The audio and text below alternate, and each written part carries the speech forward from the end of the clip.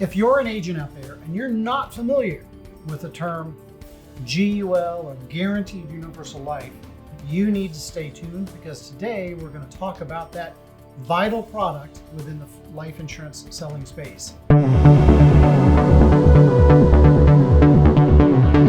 Hey everybody, I'm Randy Pierson, Vice President of Life and Annuities for Gordon Marketing, and with me this morning I've got Ray Parman, our RVP in the Life and Annuity Department. And we're going to talk about GUL, Guaranteed Universal Life. So before we dive into the real meat of the conversation, Ray, explain to the folks watching this video, what exactly is GUL? Yeah, it's a Guaranteed No Lapse Universal Life. It's something that's more for a death benefit play. It's not really designed to grow a whole lot of cash value, if any at all. It's just mainly for protection purposes. If they need a death benefit to be in place for the rest of their life, to be there when they pass on, Guaranteed UL is where it's at. Yeah, I think some folks watching this video may know it by other terms like permanent term, right, or term for life. Yes. Right, and that's just simply alluding to the fact that it tends to be one of the lesser expensive permanent life insurance options. But to your point you just made, will build little or no cash value. Little or no cash value. So when you're an advisor out there and you do the right thing and you ask your client if you could chat with them about their life insurance needs, you're typically going to also communicate with them about do they want life insurance that builds cash and the tax advantages and other associated advantages of a nice permanent life insurance policy with cash value, or do you really just want it just for the death benefit, right? You really just want it for the death benefit. So if a consumer says, I really just want life insurance to be there when I die, right? How do you determine the duration, right? I mean, how long can these policies last? Well, most of them will go out to about age 120, age 121. And that's absolutely fine. You know, there's stats out there that babies born today will live to that age on a very common basis, if not further. But so we can let it go with that, or we can ratchet down the guaranteed period, maybe down to age 105, and actually be able to save a little bit of premium. It's not a real notable amount, but there's different ways we can structure it there. Can you dial it down literally to like an age 90? Yes, you can. All right. So you can, you have a ton of flexibility. Yeah. That, right. So what kind of, for advisors that are thinking, okay, I need to be more familiar with it, what kind of prospect, you know, who should our agents be talking to about this? Sure. You know, I would kind of say folks in their 50s, 60s that, you know, in my mind are insurable, have a need that's greater than about $50,000 of death benefit. If they're able to go through the underwriting process, they're going to be able to get this kind of coverage at a discount as opposed to maybe the normal final expense kind of policy. So, you know, we're looking for folks in their 50s and 60s. I even encourage agents to maybe consider just making a policy review part of the process as you plan with your clients.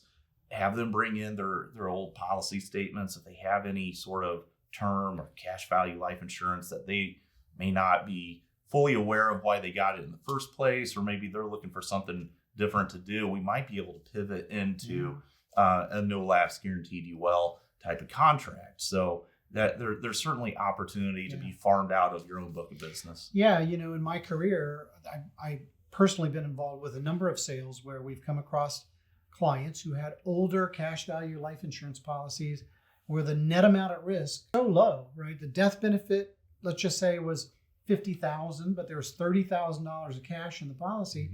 And so really the net amount at risk is only $20,000. We could take that 30 grand, 1035 exchange it into a GUL, and quite likely, as long as the client's health is in good shape, leverage that 30 grand into significantly more death benefit. Yeah.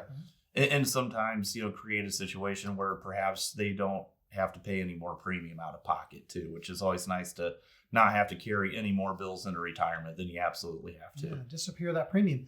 What about other advantages to GULs out there in the life insurance space now? Are there other bells and whistles that the consumer might enjoy? Yeah, no doubt about it. You know, this age that we live in our industry, it's just so much more value laden. You know, a lot of these guaranteed UL carriers now offer those living benefits, you know, where you might have a chronic illness benefit, critical illness.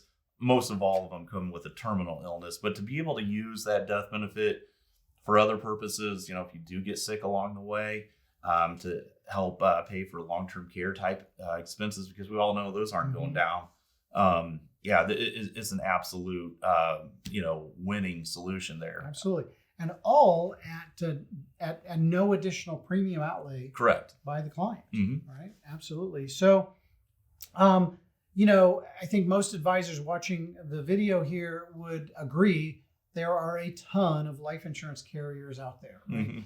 Mm-hmm. Could you name off a few that in our experience, or more importantly, your experience, you feel are some of the most competitive in this GUL space? Yeah. So, in most occurrences, we're going to see your North Americans, American National, Protective, American General kind of come up in the guaranteed UL conversation from a best price standpoint. But again, you look at a North American or an American National, well priced, and they automatically come with those living benefits that I talked about too, which is a beautiful thing. Yeah. And also they come with a return of premium provision too. So not exactly a get out of jail free card. It's just an opportunity if a client situation changes.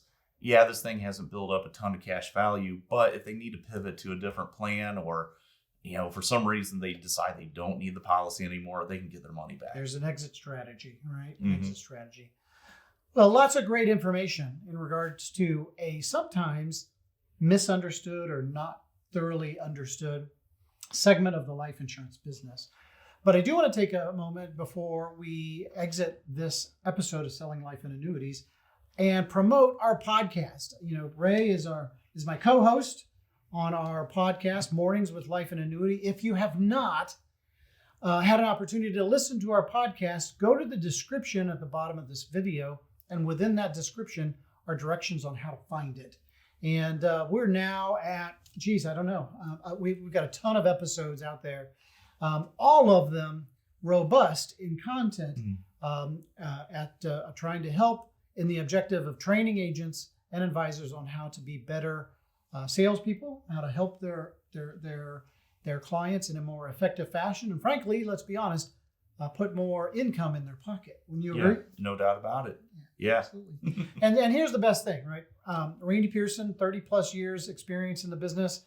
Ray Parman, another 20 to 30 years experience in the business. I mean, you have a ton of experience and knowledge that we'd love to pass along. Absolutely. Right? Yeah. We're here to help you navigate it. It's don't feel like you have to do it alone. We're here to put information out there for you to take from and put into play with your clients and make some sales. Absolutely. So take a listen to our podcast. In addition, do me a favor, if you've enjoyed this video, click subscribe down at the bottom, as well as the notification bell, so you'll be sure to be notified every time we roll out new content, which occurs every Tuesday, by the way. But for now, we've definitely run out of time. And so on behalf of myself and Ray Parman, we'd like to wish you happy selling.